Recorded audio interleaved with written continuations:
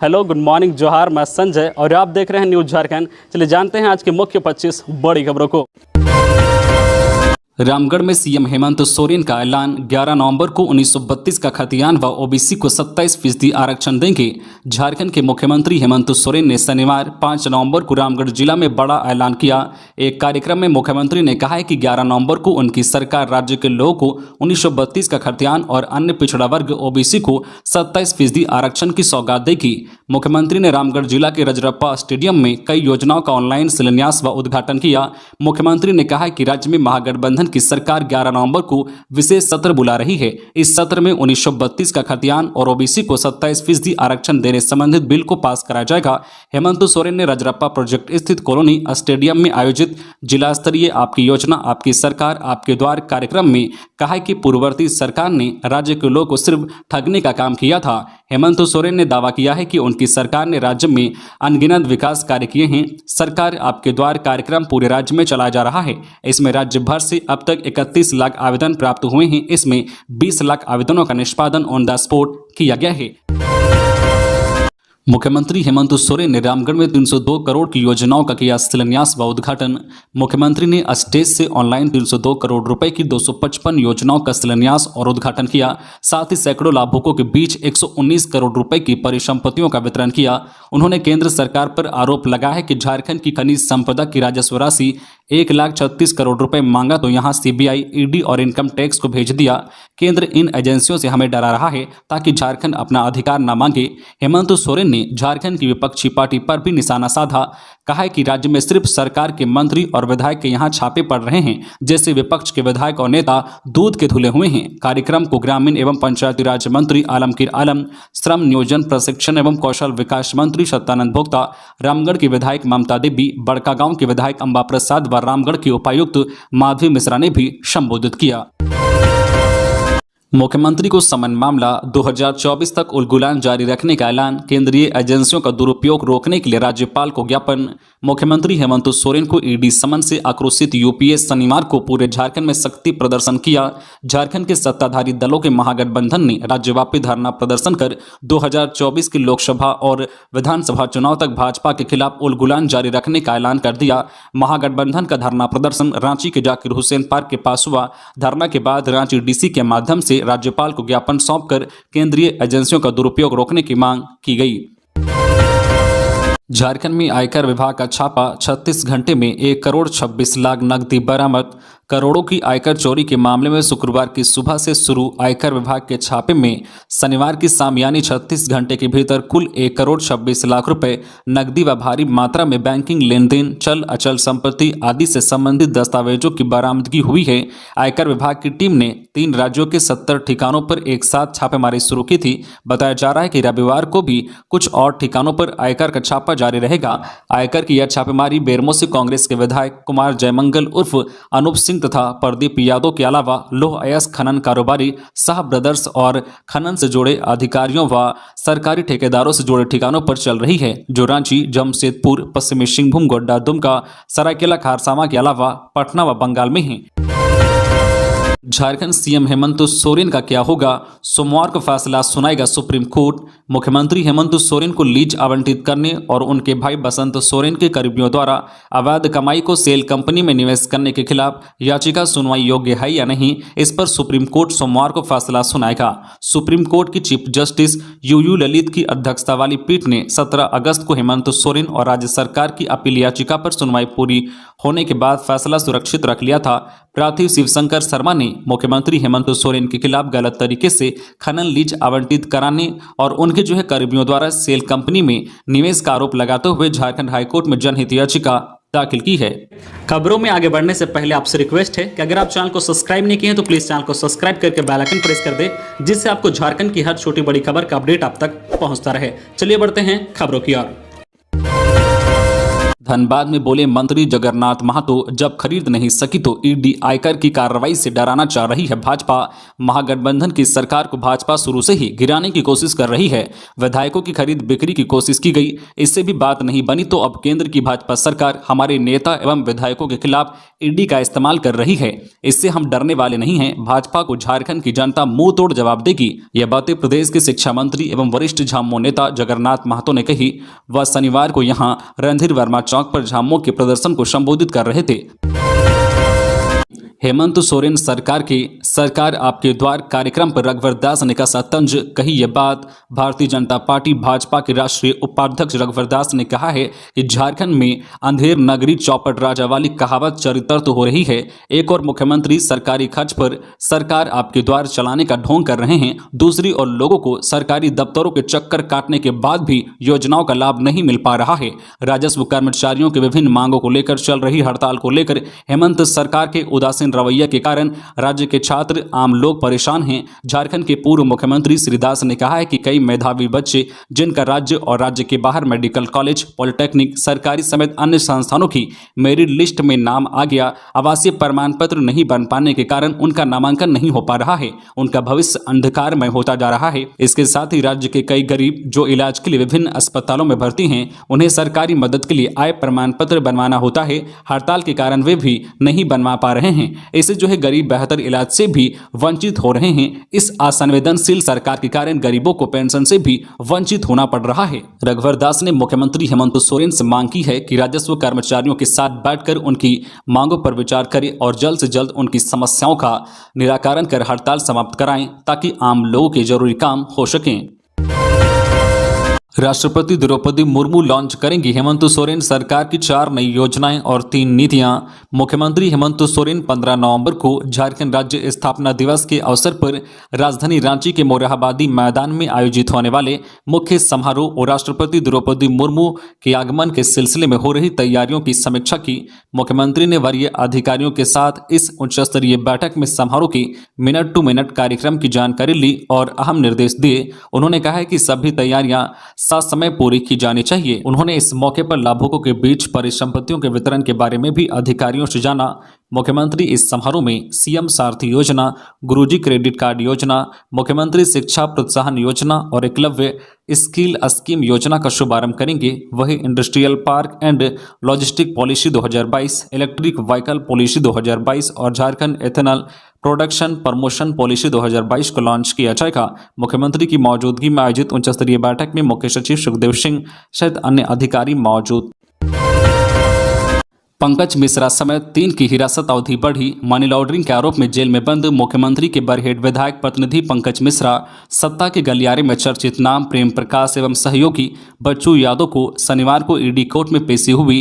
पेशी video conferencing के माध्यम से हुई। अदालत ने तीनों की अगली पेशी की तारीख 19 नवंबर तय की है। बता दें कि पंकज 19 जुलाई से, बच्चू 4 अगस्त से एवं पीपी 25 अगस्त से जेल में हैं। महाराष्ट्र की तर्ज पर झारखंड में भाजपा की सरकार बनाना चाहते हैं बाबूलाल झामुमो। भाजपा विधायक दल के नेता और पूर्व मुख्यमंत्री बाबूलाल मरांडी के बयान ने झारखंड में सियासी तूफान ला दिया है। बाबूलाल मरांडी के बयान पर अब झारखंड मुक्ति मोर्चा ने तीखी प्रतिक्रिया व्यक्त की है। जेएमएम लीडर सुप्रीमो भट्टाचार्य ने कहा है कि बाबूलाल मरांडी के बयान से स्पष्ट है कि भाजपा झारखंड में जनता द्वारा चुनी गई सरकार को अस्थिर कर कुर्सी पर काबिज होना चाहती है। झामुमो नेता सुप्रीमो भट्टाचार्य ने कहा है कि भारतीय जनता पार्टी और केंद्र की सरकार संवैधानिक संस्थानों का दुरुपयोग कर महाराष्ट्र की तर्ज पर झारखंड में ईडी सीबीआई का डर दिखाकर भाजपा की सरकार बनाने की कोशिश कर रही है। सुप्रीमो भट्टाचार्य ने बताया है कि कल बाबूलाल मरांडी ने कहा था कि वह 2024 तक का इंतजार नहीं कर सकते और मुख्यमंत्री की कुर्सी से हेमंत सरकार को उतारकर ही दम लेंगे। सुप्रीमो भट्टाचार्य ने कहा है कि बाबूलाल मरांडी का यह बयान बता रहा है कि भाजपा झारखंड सरकार को अस्थिर करने का प्रयास कर रही है। जमशेदपुर में 500 बेड के एमजीएम अस्पताल और 71 करोड़ के फ्लाईओवर का 7 को शिलान्यास। स्वास्थ्य मंत्री बन्ना गुप्ता ने कहा है कि 500 बेड के नए एमजीएम अस्पताल और मानगो को साक्षी से जोड़ने वाले 71 करोड़ की लागत वाले फ्लाईओवर का शिलान्यास 7 नवंबर को मुख्यमंत्री करेंगे। उन्होंने कहा है कि कोल्हान ही नहीं, राज्य के अत्याधुनिक अस्पतालों में से यह सुपर स्पेशलिटी वाला हॉस्पिटल साबित होगा। इस मौके पर उन्होंने अस्पताल कैसा होगा इसका पावर पॉइंट प्रेजेंटेशन भी दिया। अस्पताल 2.5 वर्षों में बनकर तैयार होगा। दूसरी ओर मानगो को साक्ची से जोड़ने वाले नए फ्लाईओवर का शिलान्यास भी मुख्यमंत्री उसी दिन कर सकते हैं। हालांकि अगर उस दिन नहीं हुआ तो उसकी अगली तिथि मुख्यमंत्री बताएंगे। बन्ना गुप्ता सर्किट हाउस में संवाददाताओं को संबोधित कर रहे थे। बीसीसीएल समेत सभी कंपनियों को 75% नौकरी स्थानीयों को देनी होगी। शिक्षा मंत्री, स्कूली शिक्षा एवं साक्षरता विभाग तथा उत्पाद एवं मद्य निषेध विभाग के मंत्री जगन्नाथ महतो ने कहा है कि कंपनियों को 75% पदों पर स्थानीयों को नौकरी देनी होगी। राज्य सरकार ने इस संबंध में गजट प्रकाशित कर दिया है। कंपनी अगर इसका उल्लंघन करेगी तो जुर्माने के साथ अन्य कानूनी प्रावधान भी हैं। बीसीसीएल, हर्ल सहित सभी अन्य नियोजकों को नियोजन अधिनियम 2021 स्थानीय व नियोजनों को रोजगार देना होगा। बीसीसीएल, हर्ल सहित सभी अन्य नियोजकों को नियोजन अधिनियम 2021 व नियमावली 2022 के अनुसार 75% स्थानीय व विस्थापितों को रोजगार देने का निर्देश दिया गया है। मंत्री ने इस मामले में शनिवार को धनबाद सर्किट हाउस में डीसी समेत अन्य अधिकारियों की उपस्थिति में विभिन्न कंपनियों के पदाधिकारियों के साथ बात की। झारखंड हाईकोर्ट ने राज्य वन भूमि अतिक्रमण मामले में अधिकारियों पर उठाए गंभीर सवाल, हो सकती है सीबीआई जांच। झारखंड हाईकोर्ट के चीफ जस्टिस डॉक्टर रविरंजन व जस्टिस एसएन प्रसाद की खंडपीठ में राज्य के वन भूमि पर अतिक्रमण करने को लेकर दाखिल जनहित याचिका पर सुनवाई हुई। सुनवाई के दौरान अदालत ने मौखिक टिप्पणी करते हुए कहा कि ऐसा प्रतीत होता है कि अधिकारियों ने मिलीभगत कर वन भूमि को बेच दिया है, इसलिए मामले की जांच सीबीआई से कराई जाए। सरकार की ओर से इससे पहले जवाब दाखिल करने की मांग की गई। झारखंड सरकार की ओर से 3 सप्ताह का समय दिए जाने की मांग की जा रही थी, लेकिन अदालत ने कहा है कि कोर्ट इतना समय नहीं दे सकता। सरकार के बार बार आग्रह करने के बाद अदालत ने 2 सप्ताह में जवाब दाखिल करने का निर्देश दिया है। मामले में अगली सुनवाई 18 नवंबर को होगी। पिछली सुनवाई के दौरान अदालत ने इस मामले में महालेखाकार को जवाब दाखिल करने का आदेश दिया था, लेकिन उनकी जगह पर अन्य अधिकारियों ने जवाब दाखिल किया है, जिसमें वन भूमि पर अतिक्रमण करने की बात कही गई है।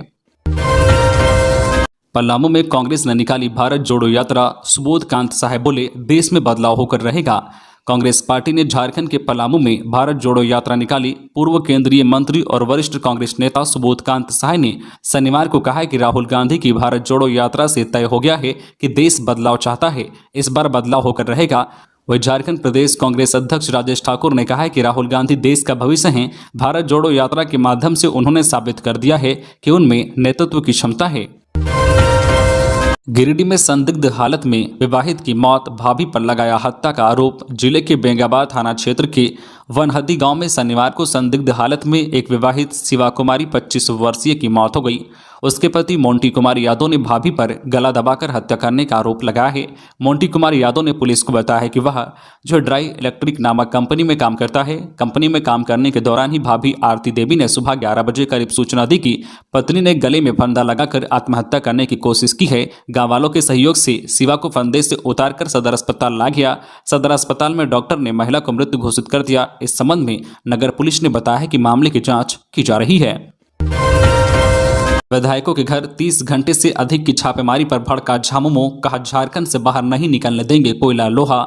झारखंड में एक और बेरमो, दुमका, गोड्डा समेत अन्य ठिकानों पर 30 घंटे से अधिक समय से आयकर विभाग की छापेमारी जारी है, तो दूसरी ओर राजनीतिक गतिविधि की स्थिति उत्पन्न हो चुकी है। पूरे राज्य में झामुमो के नेता कार्यकर्ता केंद्र की जो भाजपा ने सरकार के खिलाफ शनिवार सुबह से धरना पर रहे। राज्य के मंत्री और विधायकों ने आयकर और ईडी की कार्रवाई के विरोध में भाजपा का जवाब देने के लिए आर्थिक नाकेबंदी तक की चेतावनी दे दी।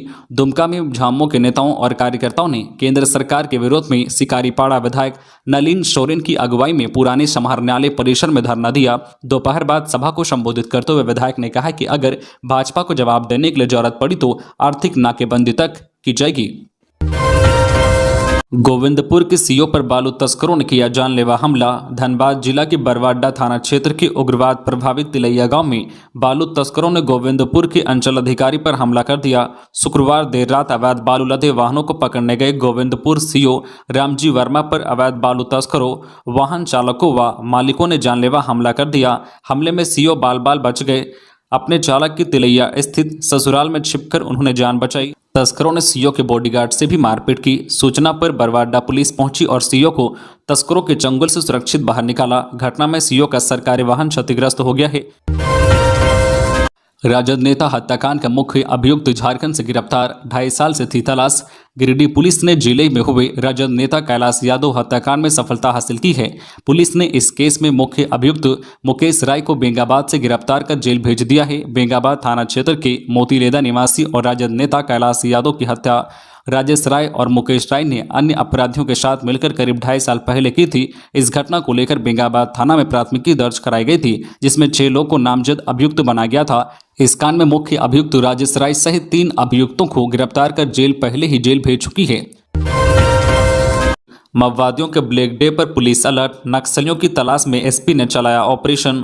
गुमला पुलिस ने भाकपा माओवादी के नक्सलियों की फिर से तलाश शुरू कर दी है। गुमला के पुलिस अधीक्षक डॉक्टर एहतसाम वकारीम ने शनिवार को नक्सलियों के खिलाफ अभियान चलाया। इस अभियान में गुमला जिला पुलिस के अलावा सीआरपीएफ 218 बटालियन के अधिकारी व जवान शामिल थे। शौच के लिए गए युवक का डोभा में डूबने से मौत, अगले महीने होनी थी शादी, पसरा मातम। लोहरदगा जिले के भंडरा थाना क्षेत्र के भीठा गांव में शुक्रवार की देर रात शौच करने गए युवक की मौत डोभा में डूबने से हो गई। युवक की पहचान भीठा गांव निवासी संत कुमार मिश्रा के पुत्र प्रभव मिश्रा 22 वर्षीय के रूप में हुई है। इसकी सूचना मिलते ही भंडरा थाना पुलिस ने मौके पर पहुंचकर शव को कब्जे में लेकर पोस्टमार्टम के लिए सदर अस्पताल भेज दिया। साथ ही मामले की जाँच पड़ताल शुरू कर दी गई है। लोहरदगा के पेशरार में सरकार आपके द्वार कार्यक्रम आयोजित। जिले के पेशरार प्रखंड मुख्यालय के समीप स्थित खेल मैदान में आपकी सरकार आपके द्वार कार्यक्रम का आयोजन किया गया। झारखंड सरकार के वित्त मंत्री सह लोहरदगा विधायक डॉक्टर रामेश्वर उरांव, उपायुक्त डॉक्टर बाघमारी प्रसाद कृष्ण, पुलिस अधीक्षक आर राजकुमार ने संयुक्त रूप से दीप प्रज्वलित कर कार्यक्रम का शुभारंभ किया। वित्त मंत्री झारखंड सरकार की ओर से चलाई जा रही कल्याणकारी योजनाओं के बारे में जानकारी देते हुए कहा है कि झारखंड सरकार द्वारा हर गरीब का राशन कार्ड बनाया जा रहा है। राशन कार्डधारियों को धोती साड़ी एवं पेट्रोल सब्सिडी का लाभ दिया जा रहा है।